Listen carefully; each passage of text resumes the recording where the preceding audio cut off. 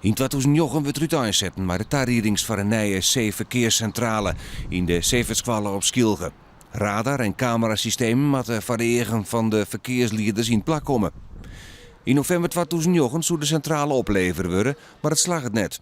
De aannemer van de technische realisatie, de Zeeuwse radarcentrale, kan langomlet geen cameraapparatuur vinden die het menselijk eer vervangen kan.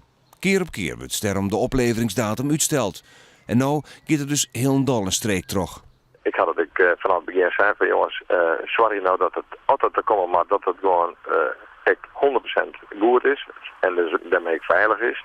Ja, en als die garage in het jongeren kent, dan is het wat mij betreft duidelijk. Dan maak je het werk net om beginnen. En als de aannemer het net leveren kan, dan houdt het dus op.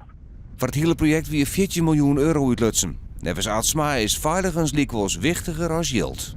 Belangrijker is dat je nou zorg maakt dat die verschilling die er bij de toeren van skier en skilge, dat die optimaal worden. En dat betekent dat werk nog geïnvesteerd worden maakt in apparatuur. En mogelijk nog in orenversjennings. In krant van Arbol werd jou zo wordt. Nou, dat is nou de tweede vraag. En hoeveel dat nou de kosten had. Ja, ik had direct zijn van mensen, het gaat om de veiligers, dat zit voorop.